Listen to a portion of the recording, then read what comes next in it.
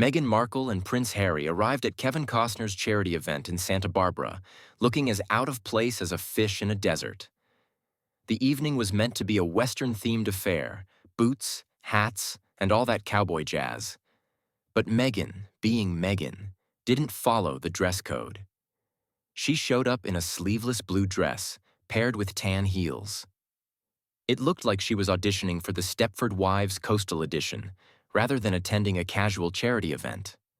Harry, on the other hand, had a real role to play. He was invited to present an award to first responders. Meghan, however, was left to stand on the sidelines, looking like a reality show extra who just didn't quite make it into the main storyline. As Harry took his place at the front, Meghan lingered, her presence oddly disconnected from the event. She wasn't a key figure, and her attempt to blend into the scene was as smooth as a jagged rock. Her fashion choice was a glaring reminder that she didn't quite understand the theme of the night, and frankly, it only amplified how misaligned she was with the rest of the guests. It was clear from the get-go. This wasn't Meghan's moment, and she wasn't getting the spotlight she thought she deserved. Meghan Markle's choice of attire for the charity event was nothing short of baffling. While everyone else embraced the Western theme, some sporting boots, others wearing hats, Meghan showed up looking like she had stepped out of a coastal fashion magazine. Her blue frock, sleeveless and impractical for the event's vibe, was paired with beige heels that seemed more suited for a garden party than a charitable gathering in the wilds of Santa Barbara. Her outfit screamed, "I'm here, but I'm not really part of this." Meghan's decision to forgo the event's dress code only highlighted how disconnected she was from the rest of the attendees. The Western energy that was supposed to define the evening didn't mesh with her polished, somewhat stiff look. There she was, standing out in all the wrong ways, while Harry did his part and embraced the theme in a much more fitting manner. Meghan's ensemble, to put it mildly, was an absolute miss. Completely at odds with the event's intended vibe and only serving to make her look even more out of place. With Harry front and center, it didn't take long for Meghan to find herself relegated to the sidelines. But she wasn't content with just quietly standing there like everyone else.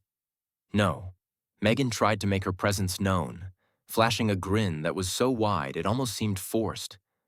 She clapped too loudly, overcompensating for her lack of any real role in the evening. It was clear she wanted to be more than just a background figure, but no matter how hard she tried to steal the spotlight, it wasn't happening. Her eyes were glued to the cameras, and her smile looked like it had been glued to her face, a mask that barely disguised the frustration beneath. It was almost as though her entire body language screamed, "Why am I not on stage?" But the more she lingered in the background, the more obvious it became that this wasn't her moment to shine. Instead, she looked like a stage mom trying desperately to get her kid noticed. Only her kid was the entire Sussex brand. Everyone who has followed Meghan Markle's public appearances knows she's not shy about taking center stage when given the opportunity. That's why, when it was time for Harry to take the mic and address the crowd, it was no surprise that Meghan was itching to grab it herself. But this time, the organizers had learned their lesson. They were prepared.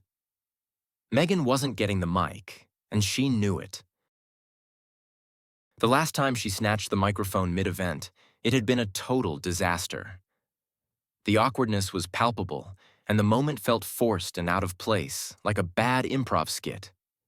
This time, however, she was sidelined, the mic safely out of her reach. The event's organizers had clearly decided that once bitten, twice shy. Meghan stood there, trying to mask her disappointment, but the body language said it all. Her eyes followed the mic like a hawk, waiting for an opening, but it never came. Instead, she was left to clap louder than anyone else, hoping that maybe, just maybe, the cameras would turn to her and give her a moment in the spotlight. The moment Meghan was relegated to the sidelines didn't go unnoticed. Critics were quick to point out the irony of her situation. Here she was, at an event honoring first responders, after being roasted for her own past behavior. The Sussexes had already earned a reputation as disaster tourists. wandering through the rubble of natural disasters with all the grace of a Netflix promo shoot. Yet here she was, standing in the background while Harry took center stage. It was a painfully awkward juxtaposition.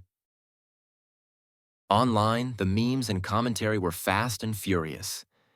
Meghan's desperate attempts to grab attention were only made more obvious by the fact that she couldn't even get her hands on the mic.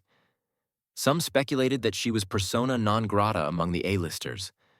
Others pointed out that her need to always be at the forefront was getting more desperate by the day. Either way, it was clear that Meghan was no longer the media darling she once was. The internet had turned on her, and watching her squirm under the glare of the cameras was as uncomfortable as it was entertaining. By the end of the evening, Meghan's attempts to remain relevant had backfired spectacularly. She wasn't allowed the mic, wasn't the center of attention, and certainly wasn't the star of the event. Instead, she was a background character, a mere prop in Harry's moment of glory. Even his speech, which was far from captivating, seemed to outshine her in every way. The spotlight was firmly on him, while Meghan's smile slowly melted away under the heat of the Santa Barbara sun. It was clear that this charity event wasn't going to be the redemption Meghan had hoped for. Instead, it was another example of her failing to capture the narrative she desperately craved. The camera zoomed in on her awkwardly trying to insert herself into the frame, but it was too little, too late. The evening ended with Meghan exactly where she started, on the sidelines, wishing for a moment that would never come.